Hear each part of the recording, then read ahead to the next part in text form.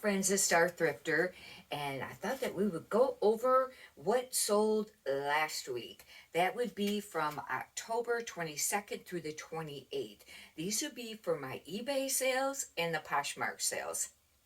Let's do the numbers and go over the numbers. I This was a slow week. How were your sales? Write in a comment. It was slow on eBay. It was slow on Poshmark, but I will admit on the Poshmark I was not listing consistently, and I'd slacked some prior on listing on eBay. I was getting kind of sloppy on my listing, goal for each day. But however, for the last quite a few days, I have been listing and staying consistent on it, and the sales have just been all right. But anyhow, we'll get right to it. The eBay sales was $998.88. That would be for gross. Then you have to subtract the taxes and the fees, and that left a net of $585.71. 36 items sold, and I think, could be wrong, but I think I usually sell closer to like 45 or 50 a week of sales. The average sale price was $27.75. The cost of goods $143.28. Poshmark was $138 gross. Then you had the fees and the shipping discount, and that left a net of $104.34.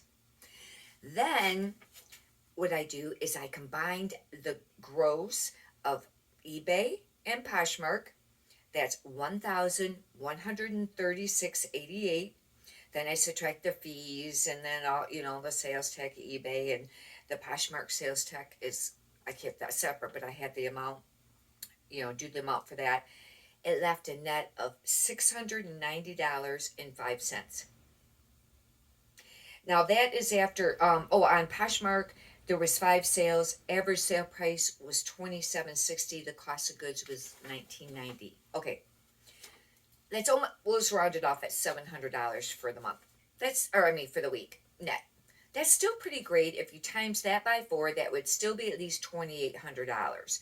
However, from there, you have some of your other expenses to deduct. Now, we've already did the cost of goods.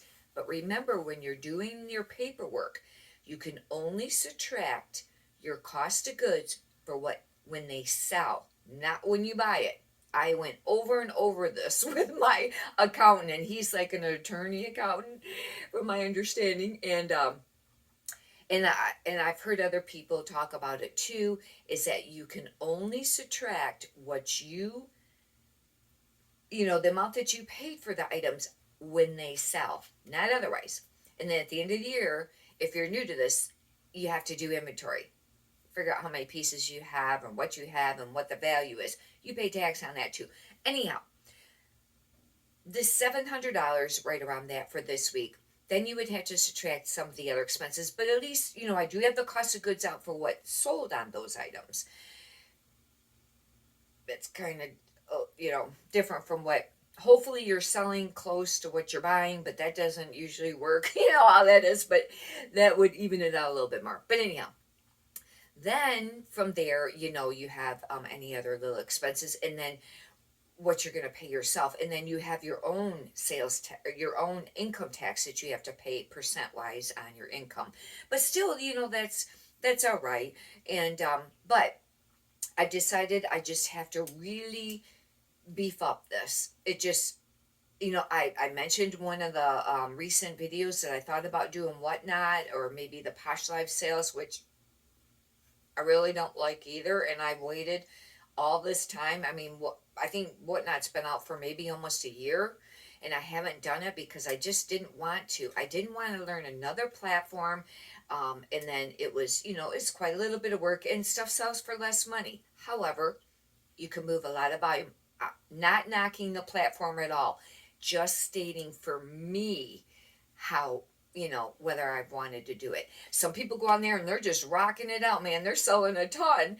And but you have to build up a following. I think you probably can build up a following even if you don't have a social media following, but it might take time, and it's going to depend on what you're listing and selling, or what you're selling on there.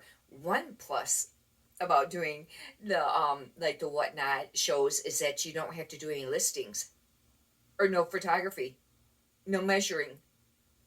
That part, saves a lot of time. You have to look at it that too. I have thought about it. I've been slowly setting aside some stuff to maybe do a plus size clothing haul on there, but I still not quite sure if I want to do it yet. And then of course there's the Poshmark sales. And to tell you the truth, I've been kind of against that because I like to sell on Poshmark. It is a great platform to sell on, but I think that the live shows have really depleted the regular sales. Now that might not be, but to me it seems like it.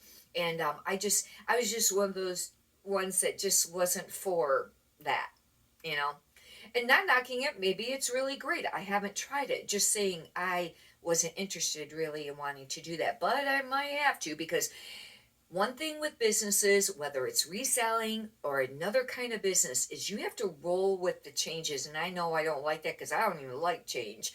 I'm one of those kind of people. However, you have to. And, and I kind of think about that with the whatnot, and it come out a year ago, and I was thinking, God, I probably should have jumped on that a year ago, and then you would be, maybe a lot further ahead with it, and there wouldn't have been as much competition at the beginning. You think all these things, but for a reason I chose not to. Okay, if I don't do those two options, then I really got to get my crap together and get going on staying extremely consistent and listing more on both platforms. The last few days, I think for sure the last two, it might have been the last three, I've listed 7 items on Poshmark. Now, I use Flip for sharing over on Poshmark, but I don't use it as a cross lister. I don't use a cross lister. I like to do it manually. I know. But anyhow, that's just a personal preference. And I have reasons for that too, because it's like they have your information and they have your eBay account. And I really depend on my income and my eBay account more than anything else, more than like Poshmark, even obviously, because I have more sales on eBay. There's more traffic. However, I love selling the stuff on Poshmark. But if you're doing a third party has access to your account, what if they screw something up? What if they unlist things and you don't know it? Or they double list things and you don't know it? Not to say that that would happen. I've not heard of that ever happening with any of the cross listers, but I just think about that. You got to, trying to think ahead. One of those kind of people that kind of checks all the different scenarios, or a few scenarios, before you make a decision. But anyhow, that's just a few comments on that. But I've decided I have to do more. I list almost every day. There are some times where I slack and maybe I'll miss a day or two here or there, or list less here or there. But as a rule, just overall, I list every day and have for a really long time. However, what I find, and it's still true, as far as what I notice, whatever you list, you sell about half. If you list 20 a day, you're going to sell about 10 a day on an average. As far as clothing, I don't know about the other categories, and things like that. Obviously, if you're in a category that's not oversaturated, that's going to make a difference. But that's what I have found. Now, I have heard that you have to stay consistent, the same amount for almost like a year to get it up to become equal, where you list 20, you sell 20. I don't know, but that's a lot, and I know that I should have stuff in drafts, but for a while there I was low on inventory, and it's laziness. I have to admit it, and I know I feel like I'm hustling, but I need to do more because I want to grow this business. Anyhow, that's just some comments on that. If you'd like, you can subscribe. I got a lot of other videos up. And if you could push the thumbs up button, I'd greatly appreciate that too. Many prosperous sales to you. Thank you.